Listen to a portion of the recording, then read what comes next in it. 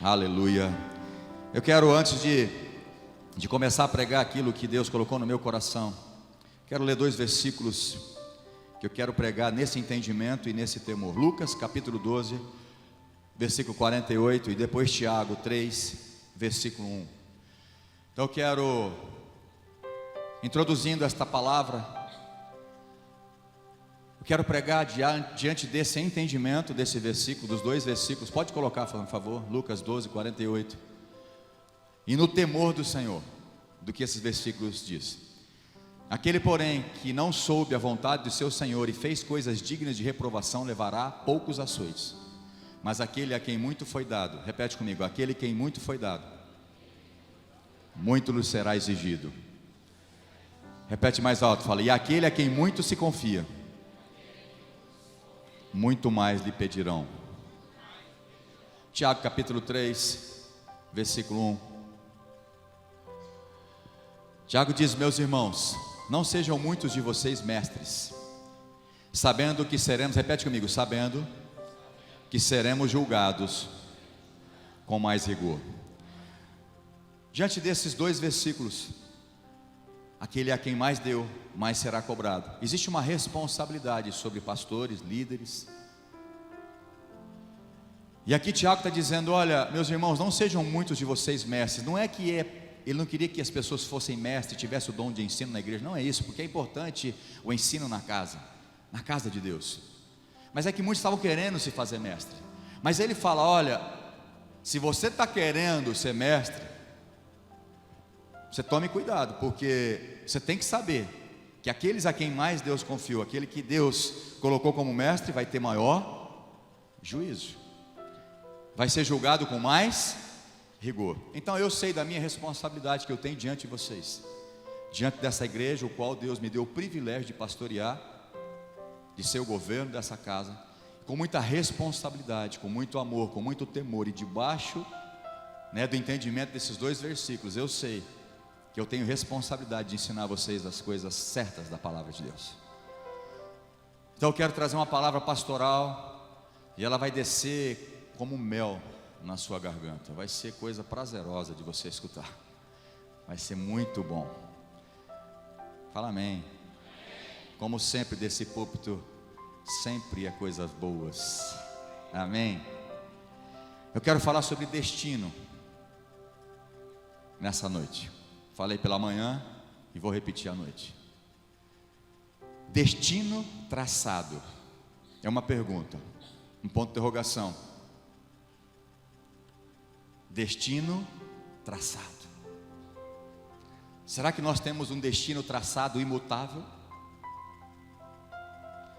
Será que Deus já estabeleceu um destino para você e é imutável? É nesse prisma que nós vamos estar conversando aqui, repartindo meu coração de pastor, de pai para você.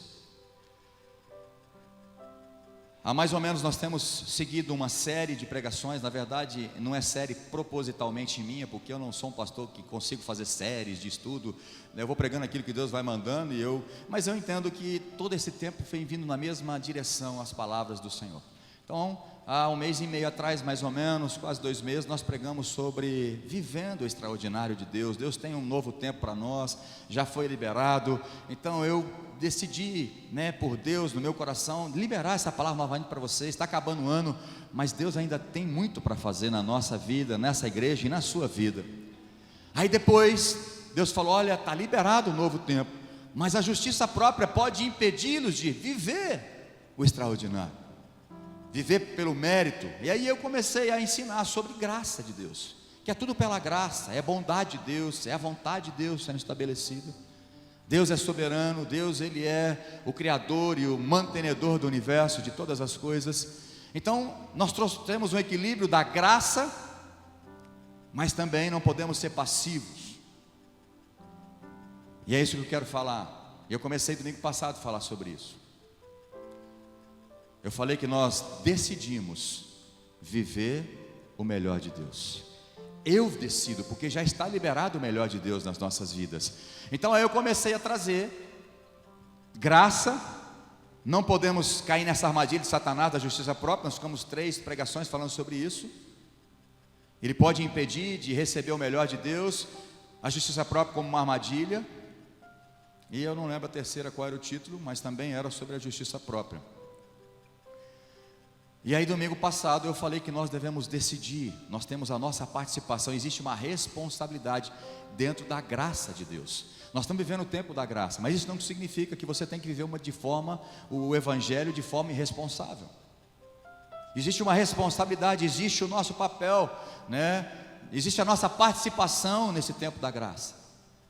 Por isso que eu disse que nós decidiríamos o melhor de Deus. Por quê? Porque Deus já liberou, mas eu tenho que ter atitudes, ações que vai de encontro com aquilo que Deus liberou. Amém? Então eu quero falar de destino. Salmo 139, versículo 16. Põe para mim, fazendo um favor. Salmo 139, versículo 16. Repete comigo: os teus olhos viram a minha substância ainda informe, e no teu livro foram escritos todos os meus dias, cada um deles escrito e determinado, quando nenhum deles ainda existia. Quero fazer uma pergunta diante desse versículo. Quantos acreditam que Deus, antes de você nascer, traçou um destino para você e ninguém muda o destino de Deus? Quem acredita assim, levanta a mão. Quem acredita muito, levanta a mão bem alto, para todo mundo ver que você acredita assim. Ok? Você também acredita que nesse destino traçado por Deus, nós somos apenas marionete na mão de Deus? É Ele que decide tudo, nós não temos responsabilidade nenhuma. Ele determinou todos os meus dias, então eu não tenho nenhuma responsabilidade. Toda a responsabilidade é de Deus. Quantos querem assim, levanta a mão. Ué, por que aqueles que entendiam que Deus tem um destino baixou a mão agora? Só porque eu falei o nome marionete? Ai, você acha que Deus ia fazer a gente marionete? Então, mas muitas vezes nós vivemos assim. E como pastor eu quero te ajudar a não viver uma vida evangélica, uma vida cristã, uma vida espiritual passiva, jogando a responsabilidade tudo para Deus, crendo numa graça irresistível, aonde Deus determinou pela sua soberana vontade que alguns vão para o inferno e outros vão para o céu. Então nós vamos tocar em determinados assuntos, como eu toquei na semana passada, em alguns versículos que a gente não quer mexer, a gente não quer tocar, mas o entendimento errado nos leva a não desfrutar do plano determinado por Deus na minha vida. Eu quero que você entenda que aqueles que creem, né, nessa doutrina da graça irresistível, do calvinismo, vamos dizer assim, esse versículo do Salmo de Davi, Salmo 139, versículo 16, nem eles usam esse versículo para determinar que Deus predestinou alguns para salvação e outros para condenação. Porque na tradução, em algumas traduções, como na King James e também na Almeida, corrigida e revisada fiel, o versículo ele tem uma conotação um pouco diferente. Eu vou ler para você. Na King James diz assim: os teus olhos viram a minha substância ainda imperfeita, e no teu livro todos os meus membros foram escritos. Ele está falando dos membros do corpo dele, e em continuação foram formados. Ou seja, os membros foram formados por Deus quando ainda não havia nenhum deles. A Almeida corrigida, revisada, fiel, diz assim: os teus olhos viram o meu corpo ainda informe, e no teu livro todas essas coisas foram escritas, as quais em continuação foram formadas. Está falando do embrião se formando em um ser humano, quando nem ainda uma delas havia. Então alguns asseguram que a predestinação é um fatalismo de Deus. Se tudo acontece por um decreto eterno, se tudo já está fixado no céu, é imutável, nós somos apenas marionetes na mão de Deus. E a história, ela está sendo escrita, esse drama está sendo dirigido, governado por um diretor implacável. E eu não vejo Deus como alguém implacável. Predestinação fatalista não seria uma arbitrariedade e parcialidade da parte de Deus, que não faz acepção de pessoas? Vocês não concordam comigo? Se Deus não faz acepção de pessoas, como é que Ele criou alguns para a perdição e outros para a salvação? Se Deus não faz acepção de pessoas, Então eu não creio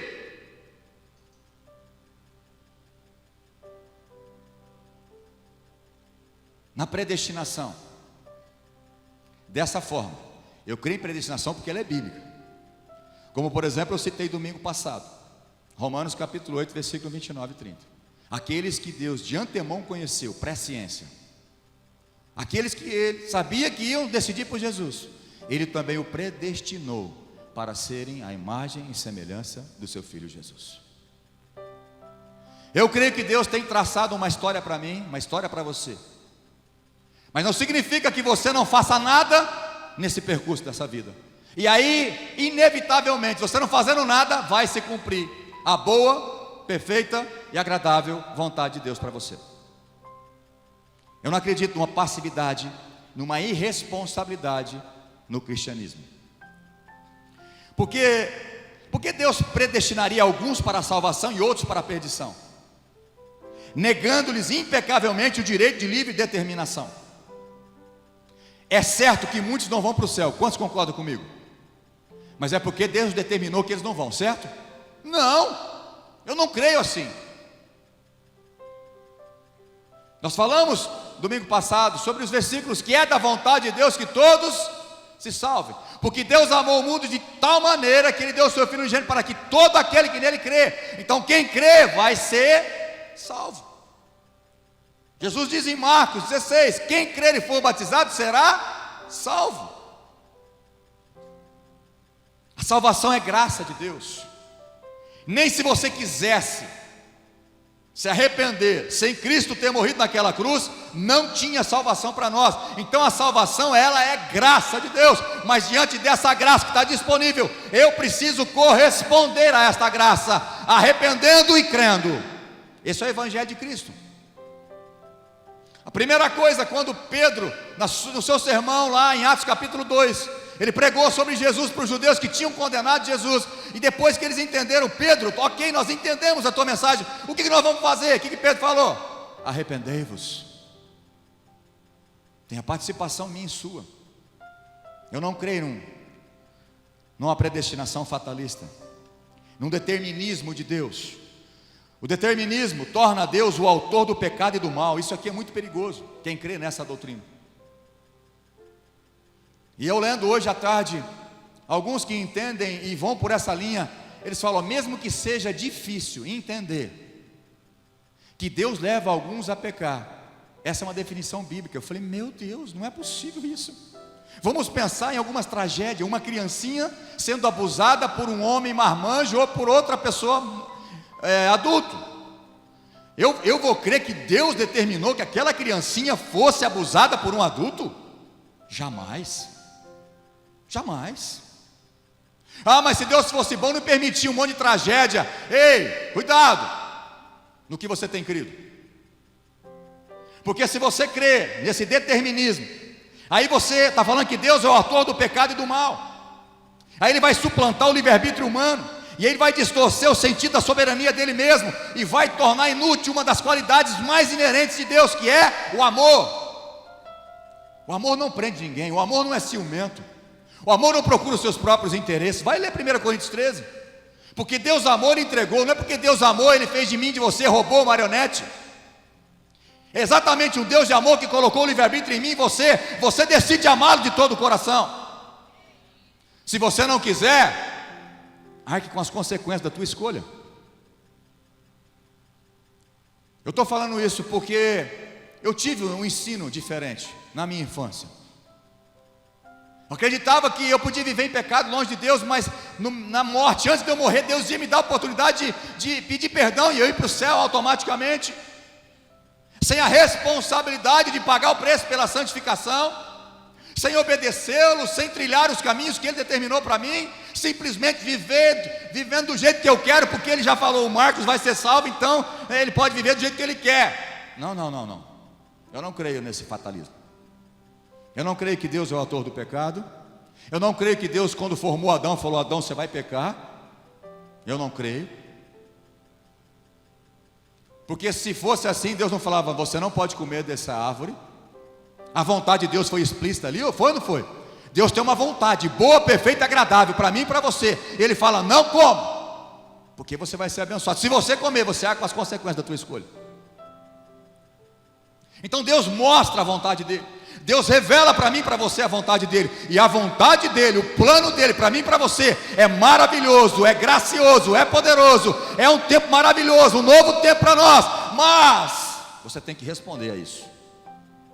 Não se cumpre automaticamente tudo na sua vida. E infelizmente tem muitos cristãos, aqui não, em outras igrejas, eu estou pregando para você ensinar os outros. Você não precisa disso. Ah, eu estou vindo na igreja, já faz 10 anos que eu venho, eu me converti, nada muda. Deixa eu me segurar mais para o meio da palavra. Exatamente, que você não faz nada. Você acha que vir, Deus é obrigado a fazer tudo por você. E aí gera crente passivo, crente desanimados, porque fala: nada acontece, não vejo nada melhorar. Como se Deus fosse responsável pelas coisas ruins que têm acontecido na sua vida. Muitas tragédias da sua vida poderiam ser evitadas se você tivesse escolhido pela vontade de Deus, não pela sua vontade. Então eu quero que você entenda que a vontade de Deus não vai se cumprir sem que você seja responsável pelas decisões e escolhas que Ele te deu o livre-arbítrio para isso. Deus já estabeleceu um destino para cada um de nós. Quantos creem nisso? Deus tem um plano maravilhoso para mim e para você. Quantos creem nisso? Eu creio nisso. Por mais que esse versículo em algumas versões não está falando exatamente que Deus escreveu todos os nossos dias, mas hipoteticamente vamos crer que essa é uma tradução, e ela, dentro dessa especulação, vamos entender que Deus já escreveu a minha história. Ele já escreveu um roteiro para mim e para você, ok, mas e aí, você vai esperar tudo isso acontecer e cair do céu sem fazer nada? Será que era isso que Davi estava dizendo? Se você ler o Salmo 139, ele é lindo e maravilhoso. Na verdade está falando que Deus nos conhece, a presciência de Deus. Ele conhece o meu deitar, meu levantar. A palavra ainda não me chegou à boca, tu já conhece todas. A tua mão está sobre mim, a tua proteção. Irmãos, é maravilhoso, isso é verdade. Deus conhece as nossas vidas antes mesmo de nós tomarmos as atitudes.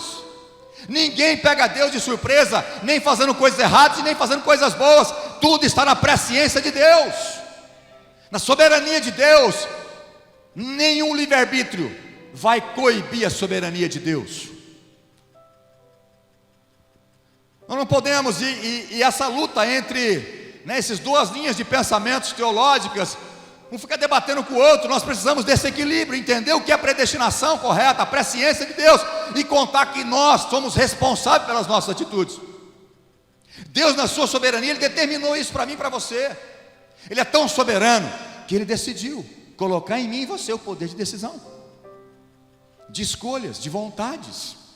Agora, lembra que eu falei domingo passado, Deuteronômio 30, se eu não me engano, versículo 19? Eu chamo o céu e a terra como testemunha sobre vocês, que coloco diante de vocês, para você escolher a bênção e a maldição, a vida e a morte. Mas ele fala assim: eu já vou te falar qual é a minha vontade. Escolha, pois, a vida. Escolha a vida, porque eu quero te abençoar. O meu plano para você é maravilhoso. Eu quero te abençoar muito, mas escolha certo. Tem muita gente escolhendo errado. Infelizmente, muita gente escolhendo errado. Quando eu digo que Deus tem um plano, um projeto para mim e para você, quando Deus formou a mim e a você, Ele tinha um projeto para mim, um projeto para você. Isso não significa que isso vai acontecer independente de suas escolhas. Não viva a vida cristã de maneira irresponsável. Todas as coisas estão debaixo da vontade soberana de Deus, inclusive o poder de decisão, de escolhas, da vontade que Ele colocou em nós. É preciso harmonizar a presciência de Deus, a soberania de Deus, com o livre-arbítrio. Não precisa brigar entre si. Não há, mas se você crê dessa forma, você anula o livre-arbítrio. Se você crê no livre-arbítrio, você anula a soberania de Deus. Não, quem falou? Não, senhor, não é assim. Eu creio na soberania de Deus e jamais pregaria contra. Deus é soberano, Ele controla todas as coisas. Mas Ele não é autor do mal, o autor do pecado. Ele não criou um ser humano para a maldição, para o inferno. Pelo contrário, a vontade dele é que todos os homens sejam salvos. Essa é a vontade dele, mas tem gente que não quer fazer a vontade dele, não quer assumir a responsabilidade de se arrepender, de crer e ser batizado, não quer. Muitas vezes nós sofremos na nossa vida por decisões erradas que tomamos, e não é porque é a vontade de Deus, porque senão tudo que acontece de fatalismo, vamos falar: ué, mas foi Deus que fez. Já escutou a pessoa assim? Ninguém morre de véspera, ninguém é peru. Já ouviram falar isso? Talvez você já falou isso. A pessoa está 280 por hora num carro e bate de frente num caminhão e fala assim: é o destino. É o destino. A pessoa fuma 40, 50 anos, não faz nada para largar, aí chega com 70 anos, vai morrer sofrendo com o pulmão dele, fala assim: é o destino. Chegou a hora. Chegou a hora. Ele acabou com a vida dele, com vício, com todo tipo de vício. Nunca parou, nunca quis parar, nunca lutou, fez nada para parar. Eu tentei, mas eu estou orando. Você não tem que orar, você tem que determinar em nome de Jesus e fazer força para largar. É por isso que você não larga. Eu estou orando, ora por mim, ora por mim. Que ora por mim? Você tem que resistir até o sangue para não pecar. Tem abstinência do vício.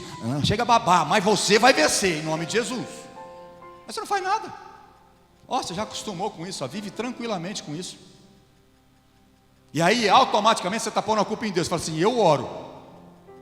Já ouviu gente falar assim? Eu oro, mas não consigo. Crente.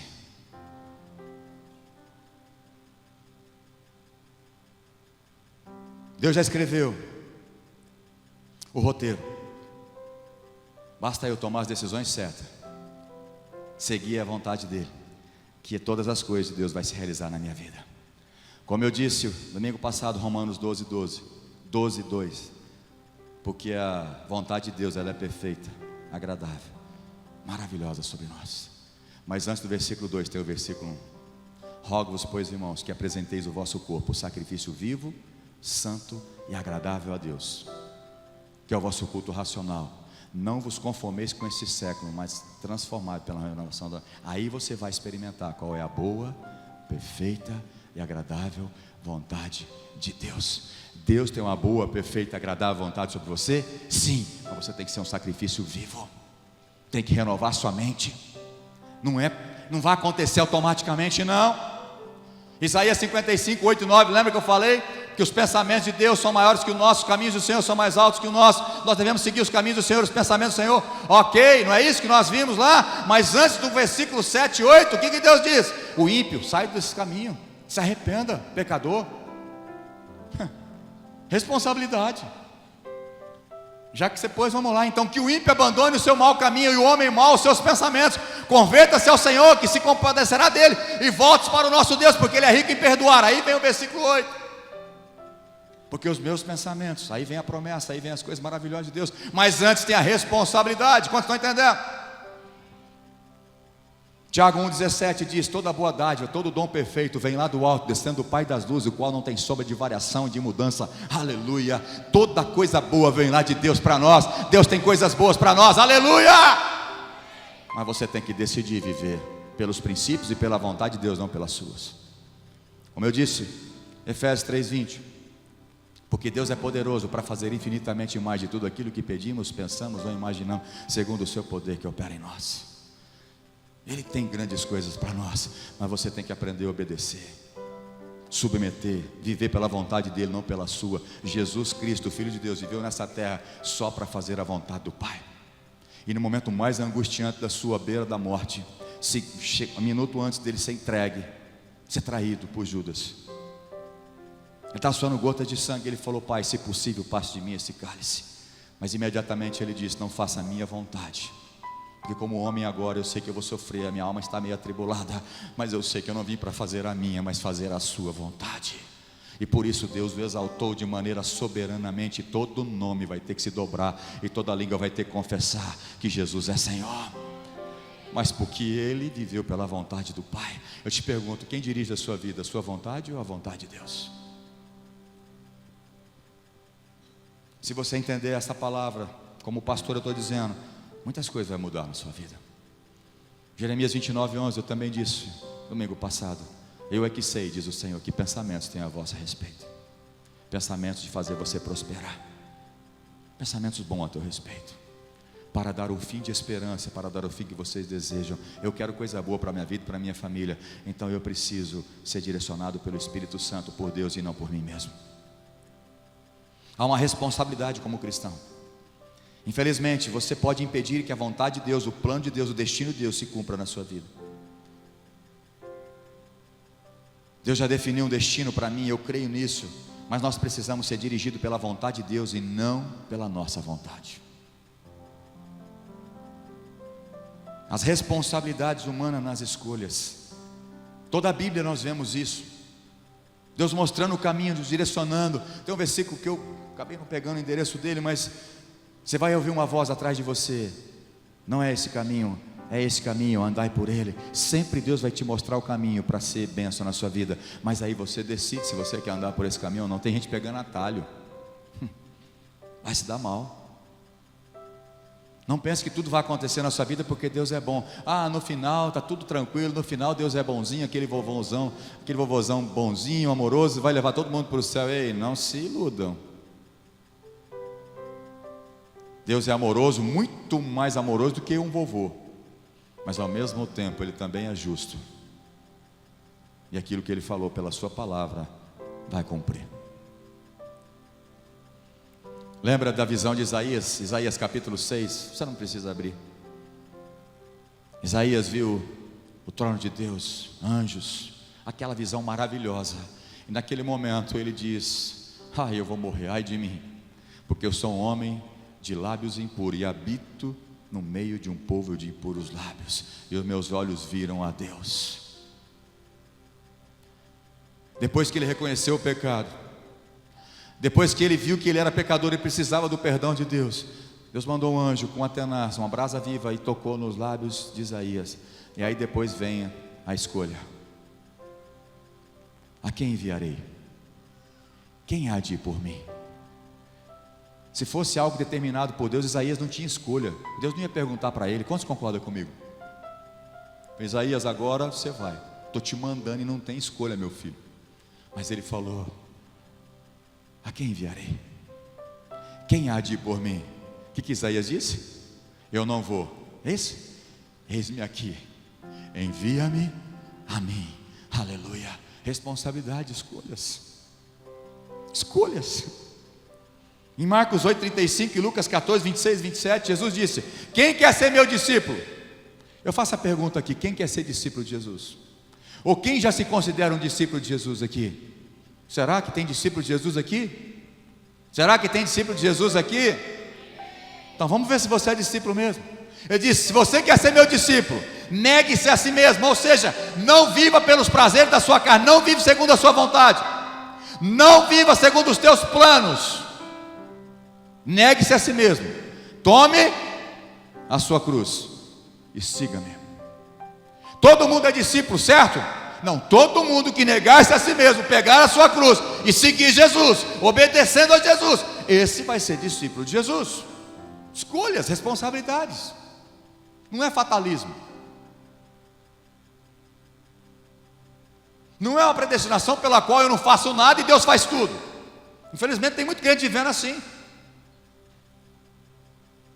E aí quando você tem um entendimento errado, aí você vê que as coisas não estão acontecendo do jeito que você queria, você fala assim: mas não está adiantando nada, eu oro e não melhora nada. É porque você só está orando, você não está agindo, você não está obedecendo, você não está tendo a responsabilidade de assumir as escolhas certas, e fica jogando a culpa nas costas de Deus. Eu falei domingo passado também sobre isso. A decisão de ter uma vida abundante, profetizada ou liberada em João 10:10, que Jesus disse que Ele veio para ter vida, para dar vida e vida em abundante. Você vai viver vida abundante se você ouvir e andar na direção do Espírito Santo, de Deus. Por que muitos crentes não vivem essa vida abundante? Não estou falando de vida abundante, você só pensa em dinheiro, não é dinheiro, mas é ter prosperidade, ter paz, ter alegria, ter o prazer da presença de Deus, ter a verdadeira alegria que é só na presença de Deus que você tem. Então infelizmente Você pode abortar e deixar de viver todo o plano de Deus estabelecido para você. Fala assim: infelizmente. Se você não crê, não precisa repetir não, tá? Infelizmente, eu posso abortar o plano, o destino maravilhoso que Deus tem para mim. Pastor, mas o senhor está falando isso? Você está achando então que eu posso ser Deus da minha vida? Não, você não pode, mas infelizmente as suas decisões as suas escolhas vai te levar a viver as coisas boas de Deus ou o juízo de Deus. E eu vou te mostrar alguns versículos, baseando aquilo que eu creio. Nós temos que basear aquilo que nós cremos pela palavra e não por falatório, por imaginação. As nossas escolhas terão consequências boas ou ruins. Vira para o seu irmão e fala assim: as tuas escolhas, elas terão consequências boas ou ruins. Como você entendeu? Tem gente escolhendo coisa ruim e vai colher coisas ruins. O reino de Deus é assim: aquilo que o homem planta, ele colhe. Aquele que planta para a sua carne, da sua carne vai colher corrupção, mas aquele que planta para o Espírito, do Espírito colherá vida eterna. Essa é uma lei de Deus. Hebreus, coloca para mim Hebreus capítulo 3, versículo 12 a 14. Sobre nossas escolhas, sobre as nossas decisões, a nossa responsabilidade diante da graça de Deus. O escritor de Hebreus diz assim: tenham cuidado, irmãos, para que nenhum de vocês tenha um coração mau e descrente. Eu vou repetir: tenham cuidado. Se nós já nascemos para ser salvos, por que o autor está falando tenha cuidado? Quantos concordam comigo? Se você já é salvo, para ter cuidado para quê? Por que ter cuidado? Para que cuidar do seu coração se você já está determinado para ser salvo? Não tem advertência. E a gente vê várias advertências de ficar vigilante. Então o escritor está falando: olha, tenham cuidado, irmãos, para que nenhum de vocês tenha um coração mau e descrente, que leve a se afastar do Deus vivo. Ou seja, dependendo das suas escolhas, você pode se afastar de Deus. Vocês estão entendendo? Continua o versículo, o texto: pelo contrário, anime-se uns aos outros todos os dias durante o tempo que se chama hoje, a fim de que nenhum de vocês seja endurecido pelo engano do pecado. Tem gente que está sendo enganado por falsos mestres, falsa doutrina, e infelizmente, aquilo que poderia ser bênção, que é a internet, várias pregações, vai ser uma maldição, infelizmente, para muitas pessoas. Falsos profetas estão profetizando pela internet, e muitos têm entrado por eles. Toma cuidado com quem você está escutando, porque às vezes ele fala algumas verdades, mas você não sabe o que ele crê. E aí, inevitavelmente, depois que aquilo já entrou no teu coração, você acredita que aquela pessoa, ele lança algo que ele está falando, aí você começa a gerar dúvida no teu coração. E o teu pastor que está pagando o preço por você 10, 11 anos, ele não sabe de nada, mas aquele que falou na internet sabe de tudo. Eu não estou te proibindo de escutar coisas na internet, mas toma cuidado. Toma muito cuidado, porque você não sabe a motivação e a intenção. Porque quando prega a palavra de Deus, a palavra ela é verdadeira, mas quando a pessoa entende errado, ele ganhou o teu coração com algumas pregações que você achou que era verdadeiro, e aí ele solta algo, aquilo vai tocar o seu coração, porque você já abriu para aquela pessoa. Quantos estão entendendo? E aí vai gerar dúvida no teu coração. Irmãos, essa pregação da graça irresistível, para mim, ela só tem um objetivo. O diabo vai usar isso para que os cristãos sejam passivos, que eles não participem, não lute para ser santo, não lute para nada, que eles sejam apenas frequentadores de igreja. E ai, meu Deus, misericórdia, espero que todos que estão aqui nessa noite, aqui estão assistindo pela internet, não chegue naquele grande dia e escute do Senhor: servo mau, não vos conheço. Ah, mas em teu nome eu fui lá na comunidade, em teu nome até orei pelos outros, em teu nome expulsei demônio, em teu nome eu curei pessoas, em teu nome eu fiz. Não vos conheço, apartai-vos para o fogo eterno. Porque brincou com as coisas de Deus, porque não levou a sério, não assumiu a responsabilidade. Irmãos, o Evangelho de Cristo requer de nós atitude. Jesus veio pregando o reino de Deus, e o que ele pregou foi arrependimento. Os apóstolos continuam pregando arrependimento. O novo nascimento significa arrependimento. Mas quem convence o homem do pecado, da justiça, do juízo é o Espírito Santo. Ele convence, mas você tem que tomar uma atitude de pedir perdão dos seus pecados, reconhecer, crer e obedecer. Mateus 28, os últimos versículos, Jesus, nas suas últimas palavras para os discípulos: ide e fazei discípulos de todas as nações, batizando-os em nome do Pai, do Filho e do Espírito Santo, e ensinando-os a guardar todas as minhas ordenanças. E entre elas era: arrependei-vos. Responsabilidade do cristão. Você não pode ser passivo, meu irmão e minha irmã. Com muito amor eu estou falando isso para você. Sai dessa passividade que você está vivendo, de só frequentar igreja. Jamais você frequentar a igreja te garante um lugar no céu. Não se iluda com isso. Sem santidade ninguém verá o Senhor. Sem você assumir a sua responsabilidade. Pastor, mas Deus tem um plano maravilhoso para mim, já foi profetizado coisas grandes para mim. Vai acontecer se você andar segundo a vontade dEle e não segundo a sua vontade. 1 Coríntios 3:9, você não precisa abrir, mas Paulo diz: nós somos cooperadores de Cristo. Fala assim: cooperadores de Cristo na obra. Irmão, nós somos cooperadores. Não que Deus precise de mim e de você, não que o Espírito Santo precise de mim e de você, mas na sua soberania Ele decidiu usar nós, os cristãos, os filhos dele, para ganhar outros para Jesus. Quando eu vejo a salvação na casa de Cornélio, em Atos capítulo 10, irmãos, a Bíblia diz que Deus olhou para Cornélio, aceitou as orações de Cornélio, aceitou as esmolas que ele dava aos pobres, aceitou Cornélio porque era um homem justo, mas ele ainda não tinha salvação, ele não tinha crido, não tinha se arrependido, porque o evangelho não tinha sido pregado para ele. Aí Deus começa a movimentar um monte de anjo no céu, e dá uma imagem para Pedro, com um monte de animais, e Pedro mata e come. Aquela visão maravilhosa, aquela êxtase que Pedro estava. Tudo esse movimento no céu e na terra era para um objetivo, que Deus queria usar Pedro para pregar, para ir lá na casa de Cornélio, pregar para ele o evangelho, para que eles pudessem arrepender e ser salvos. Mas Deus não poderia simplesmente salvar Cornélio e pronto, acabou? Para que vai fazer toda essa ação no céu, mandar anjo, mandar visão para Pedro ir lá de viagem, ir lá para a casa de Cornélio e falar? Porque Deus decidiu que eu e você, nós somos cooperadores de Cristo na obra. Porque fazemos casa de paz? Porque cremos que Deus pode salvar, com a palavra dele entrando nas casas, salvando o casamento, libertando essa família, abrindo as portas para essa família. Nós vamos lá sendo cooperadores. Deus não precisa de mim e de você, mas Ele quer nos usar para a glória dele. Eu não sou salvo por boas obras, mas sou salvo para fazer as boas obras. Responsabilidade. 1 Tessalonicenses 5,19: não apagueis o Espírito Santo de Deus.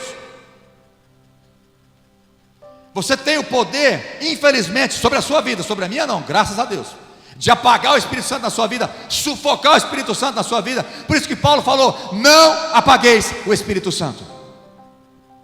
Se Paulo diz não apagueis, é porque tem a condição de você apagar. Você não vai acabar com o Espírito Santo, porque ninguém acaba com o Espírito Santo de Deus, Ele é Deus. Mas na sua vida, infelizmente, dependendo das suas escolhas, da tua incredulidade, você apaga a ação poderosa do Espírito Santo na sua vida. Então não é um fatalismo, não é um determinismo de Deus. Não, você vai ser crente, vai ser cheio do Espírito Santo, nada vai apagar o Espírito Santo na tua vida. Isso aqui não enche todo dia não, isso aqui não busque todo dia não. Como você está entendendo? Atos 7:51, já falei domingo passado, só vou repetir. Estevão, na sua pregação, ele falando para aqueles judeus: vocês são teimosos, incircuncisos de coração, vocês sempre resistem ao Espírito Santo. Uma pessoa tem o poder de resistir ao Espírito Santo? Eu não tenho. Está aqui, irmão, está claro. Mas quando Deus quer fazer, irmãos, eu não estou negando a soberania de Deus, mas estou falando que tem a tua responsabilidade. Você pode apagar o Espírito Santo com as tuas atitudes, aonde você tem colocado os teus olhos, os seus ouvidos, o que você tem vivido, a sua incredulidade. Romanos 8:26.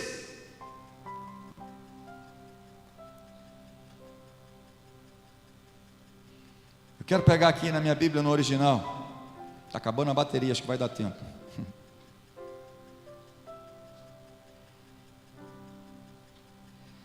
Também o Espírito semelhantemente nos assiste em nossas fraquezas. Algumas versões está ajuda. Essa palavra no original grego significa, ou melhor, é essa palavra, sunantilambanomai. Não vou nem repetir. Sunantilambanomai, é isso. O que ela significa?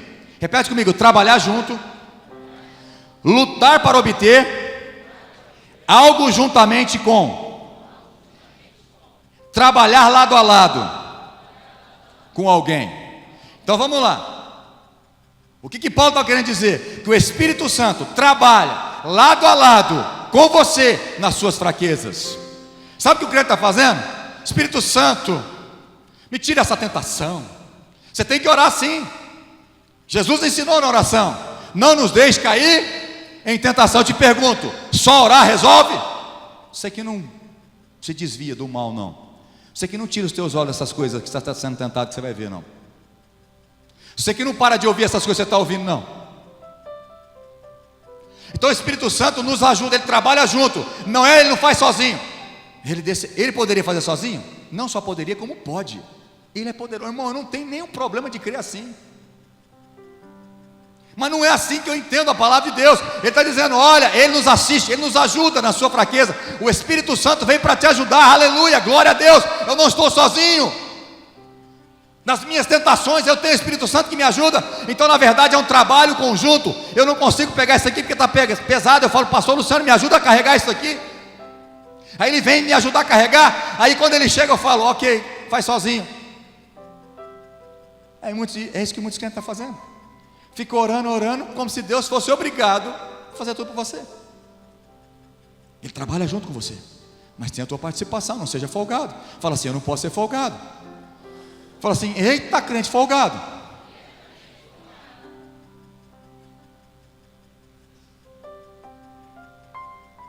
Você falou para você, não, né? Para os outros, né?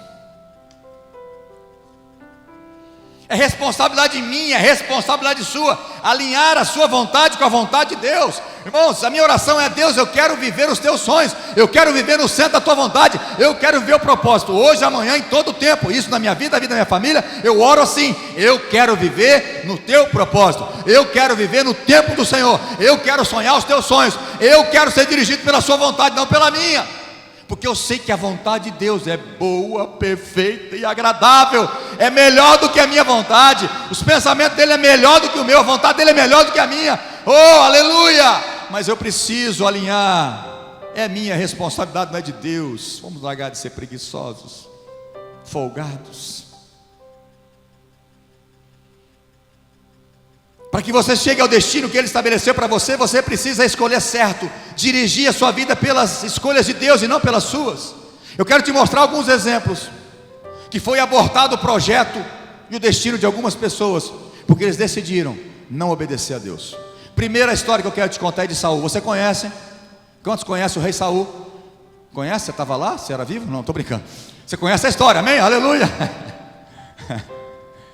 Você conhece a história do rei Saul? O povo começou a pedir um rei. Samuel ficou muito triste, falou que estava rejeitando Samuel. Deus falou: não, Samuel, está rejeitando você, não, está me rejeitando eu como rei sobre a vida deles. Fica tranquilo, eu vou dar um rei para eles.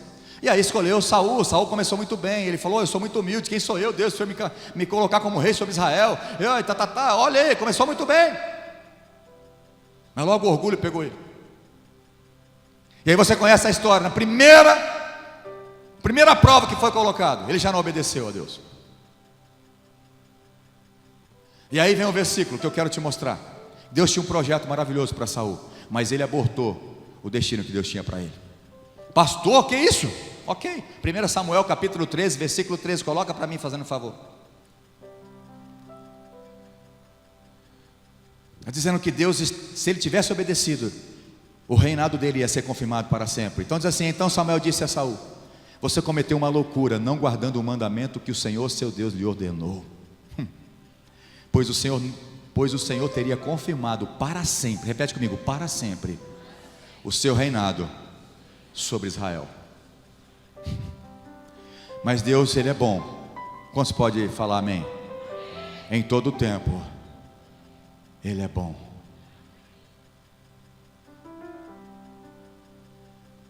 Ele não se arrependeu, não mudou o coração dele, teve outra oportunidade, que era para derrotar os amalequitas. Vocês conhecem a história. Era para acabar com tudo, mas ele trouxe alguns bois, os melhores, alguns animais, e trouxe o rei. De novo, desobedecendo. O que aconteceu? Naquele momento, Deus falou através da boca de Saul: Deus está rasgando o seu trono. Que ele pegou e rasgou a roupa do profeta Samuel. Presta atenção agora no versículo, se eu não me engano, 1 Samuel 16, se eu não me engano. Deus falou assim para Samuel: até quando você vai ficar com dó de Saul? Eu já rejeitei, ele não me obedeceu, ele abortou o plano lindo que eu tinha para ele. Vai, pega o azeite e vai ungir outro, que eu já preparei outro para colocar no lugar dele, um homem segundo o meu coração. Vocês conhecem a história, foi ungir o rei Davi. Ei, olha para mim, Deus tem um plano maravilhoso, um destino tremendo para a sua vida. Mas cuidado com as tuas escolhas, as tuas decisões, a tua passividade pode abortar o plano lindo que Deus tem para você. As promessas de Deus, a maioria delas são condicionais. Como eu falei domingo passado, o Salmo 1 e o Salmo 23. Tem vários, mas eu citei eles. Que nós seremos uma coisa linda, nós seremos como árvore plantada junto à corrente das águas, que no devido tempo dá o seu fruto, cuja folhagem é muito, e tudo quanto nós fizermos serão bem-sucedidos. Isso é maravilhoso falar sobre isso. Mas primeiro vem bem-aventurado aquele que não anda com conselhos ímpios, que é santo, não se detém no caminho dos pecadores, nem se assenta na roda dos canais. O seu prazer está na lei do Senhor. Aí depois tem a promessa de tudo que você fizer vai ser bem-sucedido. Promessas, muitas, mas condicional, tem a tua participação. 2 Reis, capítulo 8, 10 a 15. Essa história, eu estava na minha leitura semanal ali, me deparei com essa história, achei algo interessantíssimo. Eu quero compartilhar com você, tem tudo a ver com essa mensagem, por isso eu coloquei ela aqui. Coloca para mim bem, Rafa, por favor. 2 Reis, capítulo 8, de 10 a 15. Já estou quase terminando, amém, irmãos? Obrigado. Acabou até a bateria, agora vocês têm que me controlar, porque aqui daqui a pouco não tem mais horário. Eliseu lhe respondeu: vá.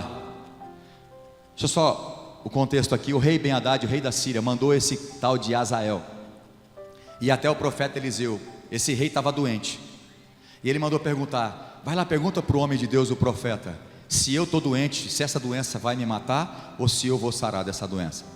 Não era igual hoje, né, irmão, que você vai no médico, tem exame, fala: essa doença aí não, beleza, vai ter remédio. Não, aquela época você ficava doente, muito mal, vai morrer ou não, ninguém sabia, não tem garantia. Então ele consultava o profeta: vai lá perguntar para ele se eu vou morrer. E aí esse é o contexto. Eliseu lhe respondeu: vai e diga ao rei que ele certamente vai sarar, porém o Senhor me mostrou que ele certamente morrerá. Ué, a hora que eu li isso aqui, eu falei: irmão, o que está acontecendo? A gente lê a Bíblia muito, mas vem quando salta nos negócios, fala: o que está acontecendo aqui? Vamos entender isso aqui. O profeta disse: ele não vai morrer, mas certamente ele morrerá. Ou seja, ele não vai morrer daquela enfermidade lá, daquela doença, mas outra coisa vai matar ele, não é de velhice não. Vocês vão entender a história. Outro versículo: Eliseu olhou para Azael e tanto lhe fitou os olhos que este ficou envergonhado, e o homem de Deus chorou. Presta atenção, vamos imaginar isso na nossa cabeça. O cara veio perguntar para Eliseu, Eliseu olhou para ele, começou a olhar fixamente para ele, e daqui a pouco o profeta começa a chorar. Fixou o olho no Azael e começou a chorar, e ele não entendeu nada. Aí outro versículo diz assim: então Azael perguntou: por que o meu senhor está chorando? Aí Eliseu respondeu: porque sei o mal que você vai fazer aos filhos de Israel. Quer que você entenda isso aqui? O profeta está dizendo: eu sei o mal que você vai fazer aos filhos de Israel. Ou seja, Deus está querendo o mal dos filhos de Israel, certo? Não. Ali ele teve uma visão do que ia acontecer. Profecia é isso. O profeta disse, quando ele começou a olhar para aquele Azael, Deus já revelou para ele que ele ia fazer sofrer os filhos de Deus. Você vai pôr fogo nas suas fortalezas, vai matar a espada os seus jovens. Imagina o profeta vendo isso que Deus mostrou para ele. Por isso que ele estava chorando. Tamanho sofrimento que o povo de Deus ia passar. Esmagar os seus pequeninos, né, as crianças, e rasgar o ventre das mulheres grávidas. Meu Deus. E a história nos mostra que os sírios eram maldosos mesmo. Outro versículo, versículo 13. Azael perguntou: mas o que é esse seu servo, este cão, para fazer tão grandes coisas? Eliseu disse: o Senhor me mostrou que você vai ser rei da Síria. Vamos entender essa história.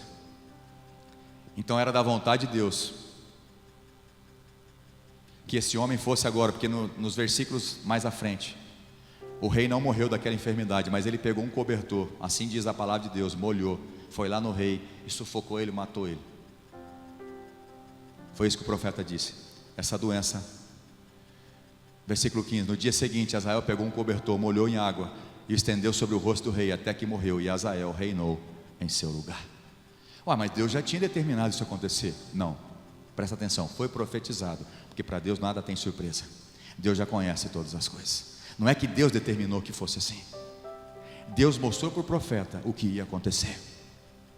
Deus não tem prazer na morte de ninguém, nem dos ímpios.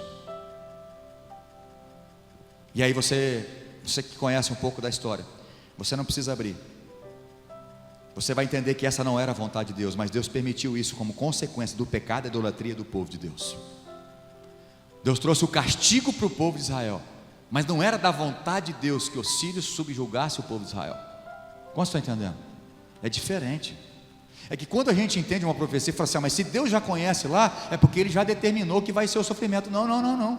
É porque Ele já sabe a decisão dos homens de abandonar Deus, de virar as costas para Deus, e aí inevitavelmente vem o juízo. Então presta atenção: se é da vontade de Deus que Azael matasse o rei e ele fizesse o povo de Israel sofrer, Deus ia dar um presente para Azael, certo? Deus ia dar um prêmio para ele, porque ele cumpriu exatamente o que Deus tinha decidido. Se fosse verdade, Amós 1,4, se eu não me engano, Amós 1,4 não falaria. O profeta Amós, depois de um século, dizendo que Deus ia trazer o juízo sobre a casa de Azael, sobre a Síria. Como você está entendendo? Se fosse da vontade de Deus que Azael matasse o rei, reinasse no lugar dele, fizesse o povo de Deus sofrer, Deus não ia trazer castigo para Azael, porque ele cumpriu exatamente a vontade de Deus.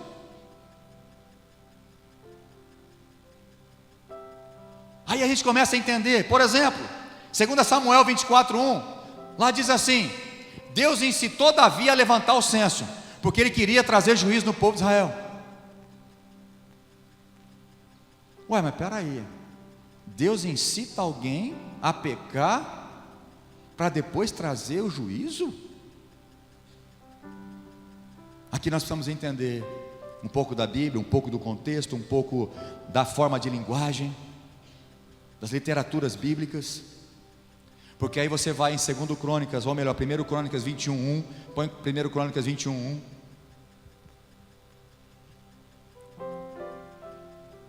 A ira do Senhor acendeu contra os israelitas, porque Deus tinha que trazer juízo. Quando Deus traz juízo, irmão, é para arrependimento, para salvação, não é para condenação. Como estão entendendo? Tem coisa que acontece na nossa vida que Deus nos leva a refletir para se arrepender, não porque Ele quer o mal nosso. Agora, o mesmo contexto, é a mesma referência bíblica do que a gente leu agora. Olha só: então Satanás se levantou contra Israel e incitou Davi a levantar um censo.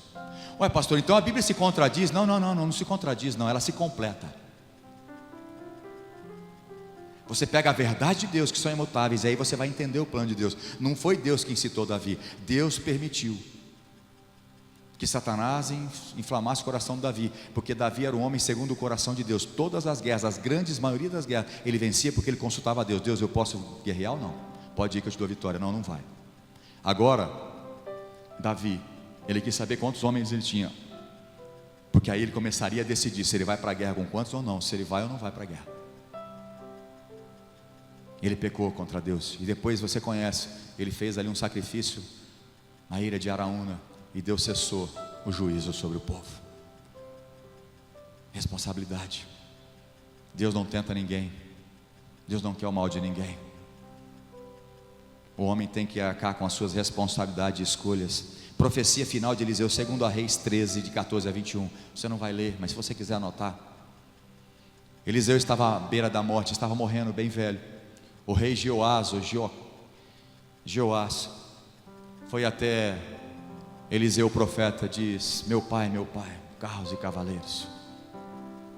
E ali o profeta já velhinho, quando o cara é profeta até a beira da morte, ele profetiza. Ele falou: pega uma flecha e atira, abre a janela.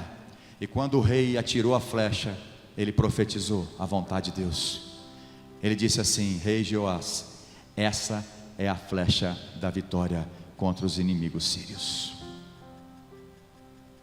Essa flecha, irmãos, ela tinha um míssil atômico na ponta dela, que foi lá e explodia, matar todos os sírios. Era isso que Deus estava falando. Não, isso é a palavra profética. Ele estava liberando: para vocês vão vencer os seus inimigos. Eu estou profetizando, essa é a minha vontade para você, rei Jeoás. Aí depois continua na mesma profecia, no mesmo lugar, no mesmo ambiente profético. Ele fala: rei, pega as flechas e atira ao chão. Eu não sei se ele saiu na janela e atirou 1, 2, 3 vezes. A Bíblia diz que o profeta ficou indignado com aquele rei. Você só golpeou o chão 3 vezes, você tinha que ter golpeado 6, 7 vezes, porque assim você ia acabar de vez com os assírios. Porque você não fez assim? Agora você vai ganhar somente 3 guerras. Quem determinou o quanto ia ganhar? Quem? Qual era a vontade de Deus? Qual era a vontade de Deus? A flecha da vitória, exterminar por completo os inimigos. Qual você está entendendo? Deus tem um grande projeto para a sua vida. Deus tem um destino maravilhoso. Deus tem uma vontade maravilhosa para você.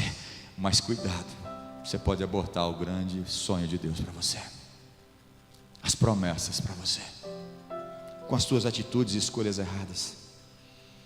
Vamos tocar em Judas. Talvez alguns estavam esperando. Quero ver se o pastor vai falar de Judas, porque Jesus falou: nenhum se perdeu, apenas aquele que era tido como filho da perdição. Então você quer dizer para mim, se você crê dessa forma, você está querendo dizer para mim que Deus, quando foi gerar Judas no ventre da sua mãe, falou: eis aqui, está nascendo um para a glória de Satanás, que ele vai me negar. Você acredita que Jesus criou Judas para isso? Você acredita mesmo?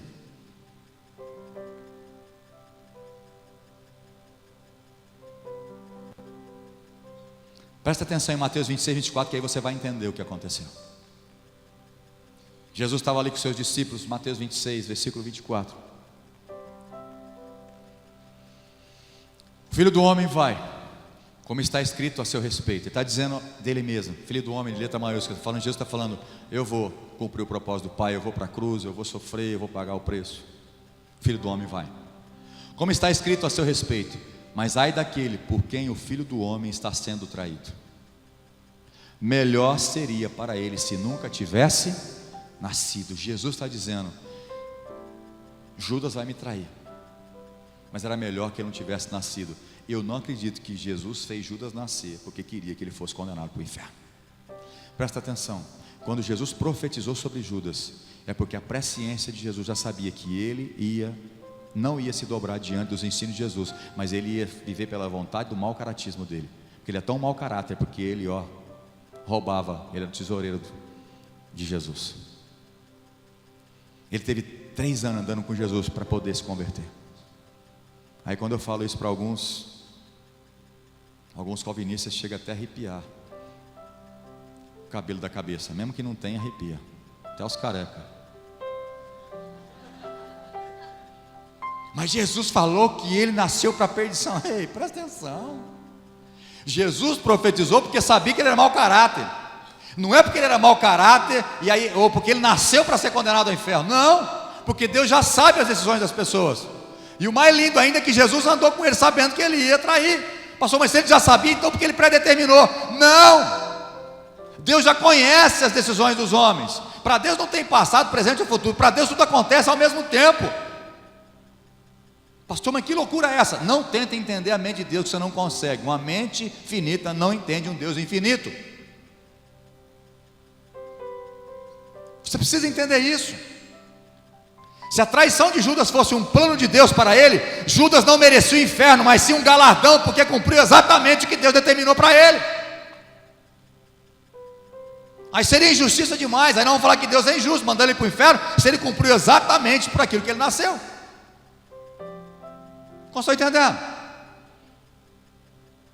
Deus tem uma boa, perfeita e agradável vontade sobre a sua vida. Lembra de Jonas? A história de Jonas é linda. Quem teve a oportunidade de ir nas escolinhas bíblicas dominicais, a gente desenhava sobre Jonas, desenhava aquela baleia, nem sabemos se é baleia, talvez não é nem baleia, era um peixe grande, a Bíblia não fala que era baleia, a gente deduz que é. Nossa, que legal, dar uma volta no fundo do mar, no vento de uma baleia, olha que legal. Se olha para essa história e fala, que lindo, você queria estar na pele de Jonas. Deus falou, vai para Nínive, ele pegou o sentido contrário. E por que ele não obedeceu? Joga ele no mar, porque a tempestade, imagina você sendo jogado no mar, numa tempestade, irmão, quando você está no barco, começa a trovejar alguma coisa, já corre logo, porque não tem medo. E naquela tempestade, joga ele, você queria estar passando na pele de Jonas? Mas lá no vento do peixe, ele se arrepende, pede perdão para Deus, e Deus vomita ele em Nínive, ele prega, e a salvação de Nínive, você conhece a história. Eu não acredito que Jonas teria que passar por esse sofrimento. Mas Deus não sabia? Lógico que sabia, mas não foi predestinado para isso. Essa foi uma decisão de Deus, soberania de Deus. Naufrágio de Paulo, em Atos 27, 9 a 11. Paulo, antes de sair, falou para o centurião, falou, olha, não vamos sair nessa viagem, nesse barco, porque nós vamos ter problema, vai ter tempestade pela frente. Aí o comandante do barco, é comandante que fala, né, Boaz? Comandante do navio, ele falou, eu conheço o tempo, nós vamos viajar e pronto, acabou, toca o barco, essa expressão, toca o barco, acho que veio daí. Paulo falou, não vai, porque vai ter problema, e você conhece a história. Acredito que não poderia ter passado, era para ter ficado ali, esperado o tempo do tempestade, depois eles viajariam, mas eles não obedeceram Paulo, eles não deram ouvido a Paulo. O centurião deu ouvido porque eles estavam levando aqueles presos, e ele deu ouvido ao comandante, falou, vamos seguir viagem, e aí vocês conhecem a história. 2 semanas no mar em revolta. Já pensou, quem é pescador aqui, ficar 2 semanas lutando no mar? Você não consegue sair da água. 2 semanas sem comer. Aí de noite, Deus aí fala assim, Deus é bom. Mais alto, fala, Deus é bom. Em todo tempo, Deus é bom. Mesmo na teimosia, Deus é bom. Mandou um anjo lá para Paulo, falou, Paulo, fala para eles, fica tranquilo, fala para eles comer, revigorar as forças, porque o barco vai afundar, vai ter naufrágio, mas ninguém vai perder a vida, porque eu sou bom. Mas eles precisavam ter passado por isso, se eles tivessem obedecido à vontade de Deus? Não precisava. Não precisava ter sofrido. Então muitas coisas que você está sofrendo é porque escolhas erradas que você está tomando na sua vida, e não culpa Deus não. Como estão entendendo? Filhos, pastor, eu oro pelos meus filhos, mas parece que quanto mais eu oro, mais ele vai para o mundo. Olha para mim aqui, por favor, pais. Assuma a sua responsabilidade. Não basta orar. Filho de pastor não é pastorzinho. Orar faz parte, mas você tem que educar o seu filho, você tem que disciplinar o seu filho, você tem que pôr limite para o seu filho. Depois não venha chorar lá na frente e falar, onde foi que eu errei? A menina põe a roupa que ela quer com 4 aninhos de idade. Eu não vou. Aí a mãe fala, que linda, ela tem personalidade. Você imagina ela com 15 anos, ela falando para você, eu vou sair com esse namorado e você não me impede. Aí você fala, eu não sei o que eu fiz. Eu oro, parece que quanto mais eu oro, mais assombração aparece para meus filhos. Assume a sua responsabilidade. Quem entende o que eu estou falando? Eu que eu não olho, minha esposa não olha o celular deles não põe limite para eles não põe horário para eles não. Eu estou orando por eles, não, eu oro todo dia. Eu declaro, as promessas de Deus vai se cumprir. Eu falo para os dois, vai ser melhor do que seu pai. Vocês vão crescer, mas eu também estou cuidando. Falar, aí não, rapaz, obedece. Tem limite, não é aqui, vai dormir, é assim. Casamento. Os casados fazem assim. Olha eu aqui, ó. Tem gente que fala assim, pastor, eu estou orando e nada muda no meu casamento. Exatamente, você só está orando. Estou orando, só estou orando. O que está orando, irmão? Você não tem que orar. Você tem que obedecer à palavra de Deus. Homem, ame a sua esposa como Cristo amou a igreja. E para de ficar estou orando. Você que não ama não, que você vai ver. Você que não obedece o princípio de Deus não. Pastor, eu estou orando para minha mulher mudar, pastor. Parece que quanto mais eu oro, mais ela fica difícil. Quem tem que mudar é você, marmanjo. Pastor, está nervoso comigo? De jeito nenhum, eu te amo, aleluia. Eu vou te explicar, irmão. Eu fiquei orando não sei quantos anos. Deus muda minha esposa. Deus muda minha esposa. Quem é marido sabe aqui, a esposa tem que mudar ou não tem?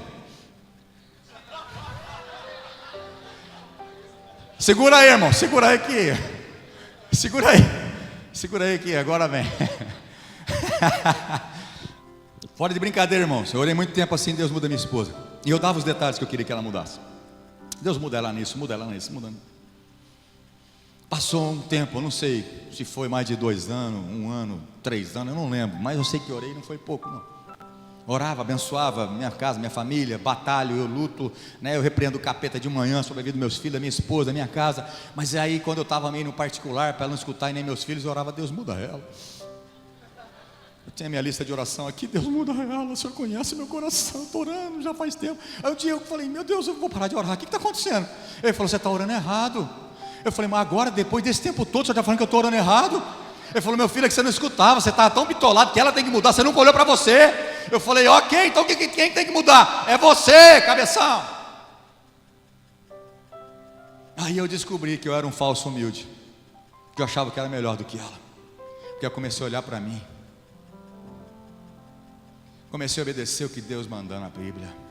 A minha sua esposa, torna ela feliz. Ela vem primeiro que os filhos, primeiro que a igreja, primeiro que a obra, não que Deus, mas ela tem que vir em primeiro lugar, Marcos. Então não adianta eu só orar, porque eu estava orando e não estava resolvendo nada. Muitas vezes você está orando e não está agindo. Não basta orar, você tem que tomar decisões. Quantos estão entendendo? É tua responsabilidade. Quantos pastor prega bonito no púlpito, mas a casa está destruída? Hã? E tem gente que quer pregar, porque ele quer pregar. Aí eu nasci para pregar, eu nasci para estar na frente. Vai conversar com a esposa dele, o tanto que sofre. Vai falar com os filhos dele. O filho dele fala assim, eu quero morar na igreja, porque meu pai na igreja é uma bênção. Mas em casa ninguém aguenta ele. Os filhos querem morar na igreja.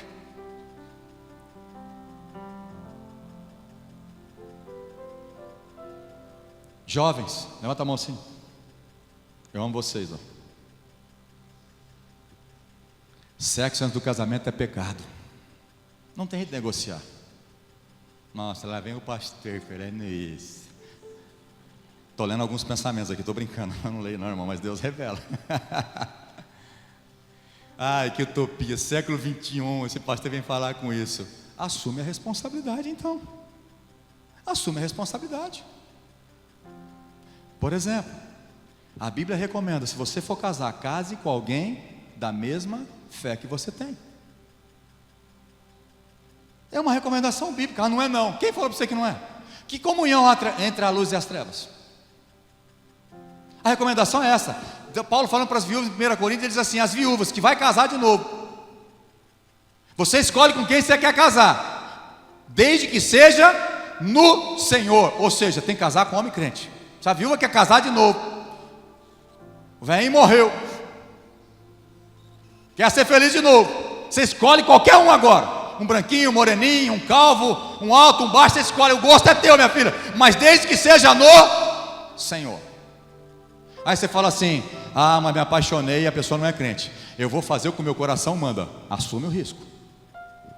Assume o risco. Ah, mas deu certo comigo. Assume o risco. Depois não adianta vir. Não, estou brincando, a gente ainda tem que orar depois e te ajudar ainda.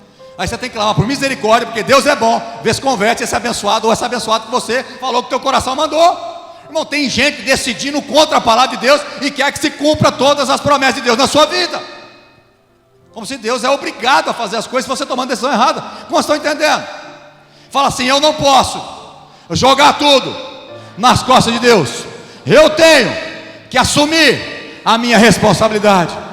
Deus tem um destino traçado para mim e para você. É perfeito, é maravilhoso a vontade dele, mas eu preciso seguir a vontade dele, não a minha.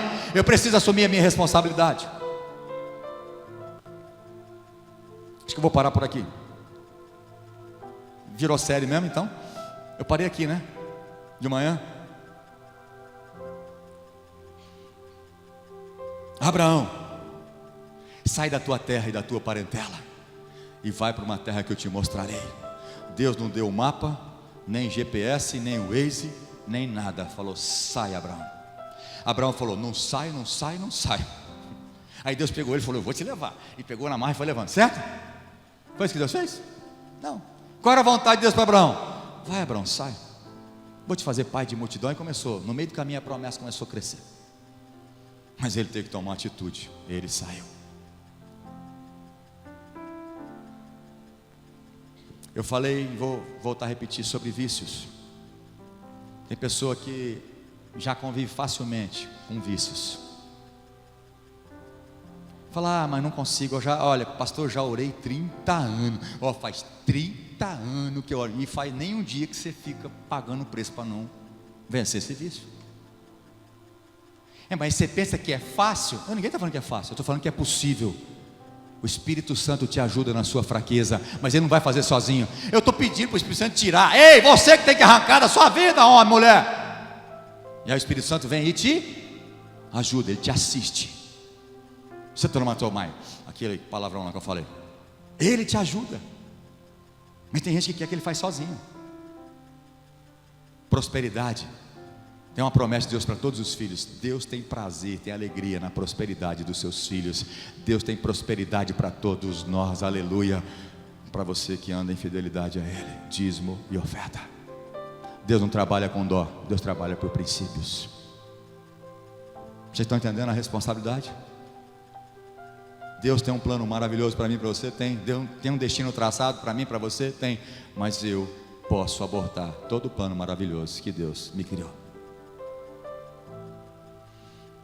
Não falei de manhã, mas vou falar. Algumas vezes, quando você orienta, quem é pai e mãe aqui sabe o que eu estou falando. Quantas vezes nós orientamos os nossos filhos? Não orientamos? José está na fase de tudo de orientar ele. Roupa que eu ponho, eu vou com essa, eu vou com aquela. A gente está sempre orientando, não é isso? Sempre orientando. Aí quando oriento para parar de um videogame e dormir, aí já a orientação não é boa. Eu falei que eu ia falar. Agora é o Caleb, que ele deu risada de mim de manhã. A gente orienta para o bem dos nossos filhos. Quantos concordam comigo? Da orientação. Se ele seguir muitas das nossas orientações, não que a gente é Deus ou perfeito, mas a gente já passou por isso, sabe? A gente quer o melhor para eles. Mas tem vez que a gente fala assim: você decide. Como aconteceu dessa vez, nós estávamos orando, o Caleb terminando o terceiro colegial, tem um sonho, né, de ir para os Estados Unidos estudar, tal, fazer teologia lá, mas não temos condições. Aí nós falamos: vamos orar. Vamos orar. O que nós vamos fazer ano que vem para ele não ficar parado? Se ele vai ter que trabalhar, se ele vai ter que fazer isso. Vamos orar. A gente não sabe. Eu vai mandar, né, a gente queria mandar eles para Londrina. A gente ia visitar lá o pastor Davi para ver como é que ele poderia ficar lá. Lá tem uma teologia, talvez mais barata. A gente conseguiria manter ele lá. Mas Deus, a gente não sabe qual é a direção. Está muito novo ainda. O que o Senhor quer? Aí do nada, porque nós decidimos orar, e eu falei: Deus, como pai, o pai dá o destino para os filhos. Eu estou te pedindo a direção certa da tua vontade. Aí do nada apareceu, alguém indicou o nome dele, os coordenadores, professores, diretores lá do Elas. O banco, o Credit Citrus precisava daqueles menor aprendizes e precisava de alguns na escola. E foi vários alunos fazer o teste lá, fazer a entrevista. Aí nós falamos: filho, ele falou: meu filho, ele é bom no basquete, no videogame, dormir, comer. Era essa a vida dele. Quem mandou você rir de mim de manhã? Eu te avisei. Aí eu sabia, eu e minha esposa, nós sabíamos que era uma mudança radical na vida dele, porque ele ia ter que trabalhar, estudar de noite, seguir disciplinas de horário. Aí nós oramos: se for da vontade de Deus vai te chamar, não foi isso? Nós oramos juntos, em concordância. Se não for, Deus fecha a porta. Aí o resultado foi aprovado. Ligaram: Caleb, você passou na entrevista, você foi escolhido. Aí gelou meu coração. Eu falei: é uma mudança muito diferente. Aí eu cheguei para ele e falei: filho, né, você ligou para me falar, você lembra disso? Eu falei: você escolhe. Eu estou te dando a oportunidade, você escolhe. Você vai decidir o que você quer. Você pode dizer: não, não vou te obrigar. Jamais vou te obrigar a fazer isso, porque eu sei que é uma mudança. Mas eu sei que isso vai ser bom para você. A minha vontade é que você passe por isso, porque vai ser uma grande escola para você. Eu falei a minha vontade, certo? Como pai. Mas eu falei, você pode escolher, pela sua vontade. Mas aí ele me disse algo que aí foi tremendo. Ele falou assim: pai, nós não oramos. Então, se é a vontade de Deus, eu vou entrar nisso. Decisões. Deus te ama, como eu e minha esposa amam os nossos filhos. Vai chegar o dia que vai ser o Josué tomar algumas decisões. Nós vamos falar a nossa vontade.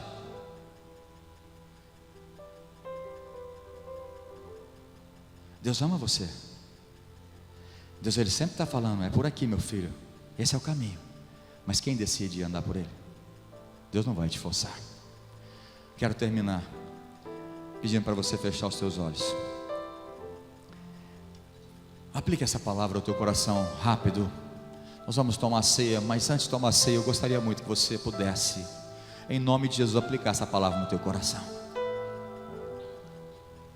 Você que é só frequenta a igreja, você que está só vindo por vir, você que vem de vez em quando, ei, não brinca com Deus não. A gente não sabe o que pode acontecer daqui 10 minutos. A gente não sabe se a gente vai estar vivo. Abre os seus olhos, por favor. Eu esqueci. Josué, põe para mim. Eu falei de manhã, não anotei aqui, mas eu quero falar. O Espírito Santo me lembrou, então é para falar. Põe Apocalipse capítulo 22, versículo 14 e 15, fazendo um favor. Eu preciso falar desse versículo aqui. Consegue pôr os dois juntos ou não? Bem-aventurados aqueles que lavam as suas vestes, para que tenham direito à árvore da vida e entrem na cidade pelos portões. Preste atenção. Muito feliz, bem-aventurado significa muito feliz, aqueles que lavam as suas vestes no sangue de Jesus. E só vai entrar no céu quem lava as suas vestes no sangue do Cordeiro. O céu não é para todos, mas é para todos que lavam as suas vestes no sangue do Cordeiro. Amém? Quantos entendem esse versículo assim? Quem não lava as suas vestes do Cordeiro vai entrar no reino dos céus? Não está muito claro aqui? Quantos concordam comigo? Aqueles que lavam as vestes entrarão pelas portas, vai para o céu. Aqueles que não lavam as suas vestes no sangue do Cordeiro, não aceitam o sacrifício de Jesus, não andam com Ele, não vai entrar. Então agora, versículo 15: fora ficam os cães.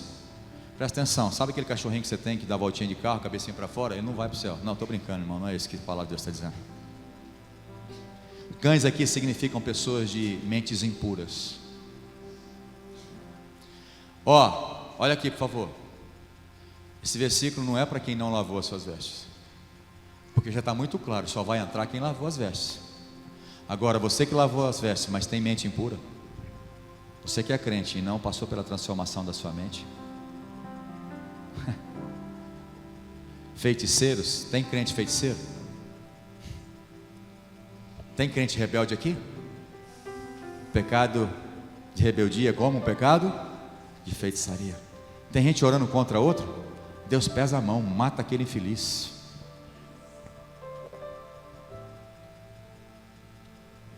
Os impuros, os assassinos. Pastor, mas eu não sou assassino. Tem um versículo na Bíblia que diz que se você, da sua boca, amaldiçoa o irmão, fala algo contra ele, você já está assassinando ele. Os idólatras, muito bem pregado pela pastora Renata uns tempos atrás. Tem crente idólatra? Tem crente que ama o dinheiro, Deus mamon? Tem ou não tem? Você que não é dizimista fiel, você realmente adora o dinheiro. Pastor, vira essa boca para lá. Você que não é fiel no dízimo da oferta, você adora o dinheiro, porque você tem medo de faltar. Você é assim, avarento. Simples assim, não precisa ficar bravo comigo olhando para mim. Eu te pego lá. Não adianta você ficar com essa cara para mim. É uma verdade. Você que só vive para você, os teus filhos são Deus para você. As coisas, os teus bens materiais vêm em primeiro lugar na sua vida? E todo aquele que ama e pratica mentira, tem crente mentiroso?